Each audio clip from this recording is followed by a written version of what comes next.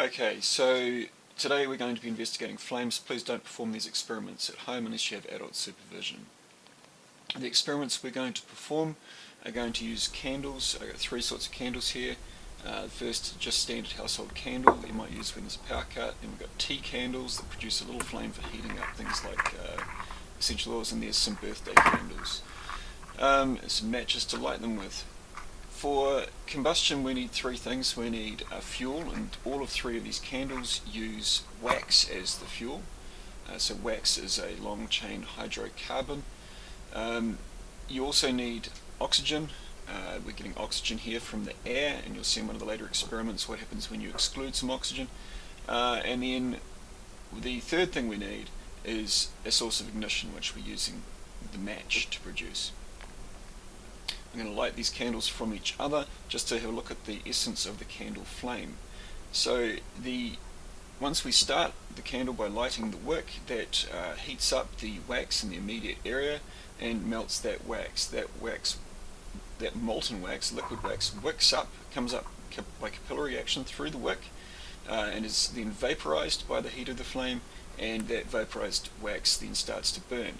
So you get a nice area right at the base of the flame, close to the wick, which is completely transparent. Where the flame is completely transparent, that's complete combustion going on. Then you get a yellow part of the flame where you've got incomplete combustion. This is where particles of carbon in the flame are glowing and producing that yellow or even white colour. Whereas close to the base of the wick, you have a small pool of molten wax.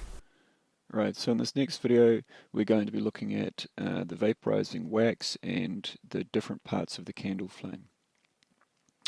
So we're going to start this by holding a candle on an angle instead of allowing it to stand straight up, and that's going to change the shape of the flames and accentuate some parts of it. What we could see before was a bright yellow flame, kind of like a spearhead. Now we've got a flame where towards the base of the flame, down by the wick, the flame is in contact with the wick at one end, and at the other edge of it, it's got this kind of triangular area which is completely transparent. Now what we know is the transparent areas are areas where complete combustion is going on. There is still combustion there, there is still vaporized wax being burnt, but in that area there's plenty of oxygen and that vaporized wax is being completely burnt. Further up, some of the vaporized wax is not being completely burnt and is causing the yellow flame, which has a different shape. Now, one of the tasks for you is to draw the shape of the flame when it's like this. What I'm showing here is that if you put a wooden splint into this region between what looks like between the yellow flame and the candle stub, into this area of complete combustion, you'll see that it goes black. And when you pull it away, it's gotten sufficiently hot that as soon as you remove it, you can see that it's alight, because there's the classic yellow flame with the glowing carbon particles making the yellow flame. Wooden splint. Now the next investigation we're going to do is look at the products of combustion. So the products of combustion, what gets produced when we burn the wax from the candle with the oxygen from the air. And so to do this, I'm just going to hold this glass jar over the top of the candle, and immediately what we'll see happen is that around the outer edge inside we can see this zone of moisture, condensation is formed around that outside edge. It doesn't happen in the middle of the jar because in that area the flame is directly heating the glass, but in this peripheral area near the edge of the bottom of the jar, I'm seeing moisture starting to condense on the glass. Now, as well as that, if we look very carefully up in this area, we'll be able to see that there's some soot forming on the glass. So that's deposited carbon from unburnt wax, so where there's been incomplete combustion. The third experiment we're going to do is kind of like a nice little party trick. So we're going to see what it is that's actually burning in the candle, and we're going to do that by firstly I'm going to blow this candle out, and then I'm going to bring the other lit candle close to it, and you can see that the candle standing on the desk relit without the candle that I'm holding in my hand actually getting anywhere near the wick of the candle that we're relighting. And what that shows you is that that column of smoke coming off the candle just after I blow it out is actually full of combustible material, and that combustible material is the wax vapor that's been wicked up, where the wax liquid has been wicked up by the wick, and it's been vaporized by the heat of the flame, and even after the flame goes out, the wick is still hot enough to produce vapor that is then able to be relit by my other candle. Now the last experiment we're going to do, we're going to look at extinguishers. Now a lot of fire extinguishers use carbon dioxide. We're going to do this experiment ourselves, and to start with, what we're going to do is make a situation that is conducive for this for us. So I'm going to mount a candle inside this jar.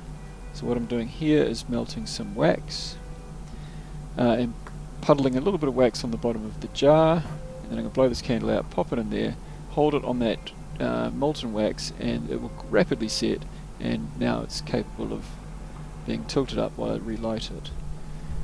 Now the next thing we're going to do is to create some carbon dioxide, and for that I'm going to use baking soda and white vinegar. I've got a little jar here.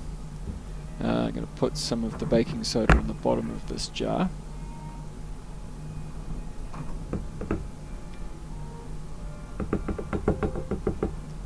Just a little more. Okay, some baking soda in the bottom of the jar. Baking soda is reasonably cheap, household product, you should probably have it around. And some of this vinegar. And pop some of this in here, and immediately it starts to foam and fizzle up. Now we want to pour the produced, so that foam indicates that a gas is being produced. We want to pour the gas into the jar with our candle. But I think this one's actually producing so much foam and muck that it's pushing most of the gas out of the small jar and not leaving any in there for me to pour out into the larger jar with the candle in it. So I'm going to, you just saw it almost blow the candle out there with the carbon dioxide, but not quite. So I'm going to try this again. I'm going to find a larger container to use instead of this small jar. Now, keep in mind here, we're not trying to blow the candle out, we're trying to extinguish the flame by removing oxygen, by displacing or pushing the oxygen away and surrounding the candle instead, or the flame instead, the area of the flame, with carbon dioxide, which is not flammable or not usable in combustion of the wax. Okay, so I've put some baking soda into this plastic pot. Now I'm going to put in some white vinegar.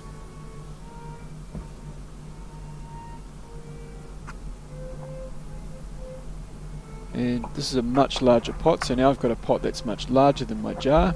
It's producing plenty of bubbles there, and I think that will be good. I'm just going to try and leave it and let the bubbles settle. Oh, maybe I shouldn't move it around, you never know, it might just end up expelling it. So I'm leaving it so that the hopefully the CO2, which is heavier than air, heavier than most of the components of air I should say, will settle. Oh, and I pour it in, and look, there we go. So as soon as I pour the CO2, you saw that you didn't see anything come out of the large pot, but I poured CO2 out and it extinguished the flame. Thank you for listening.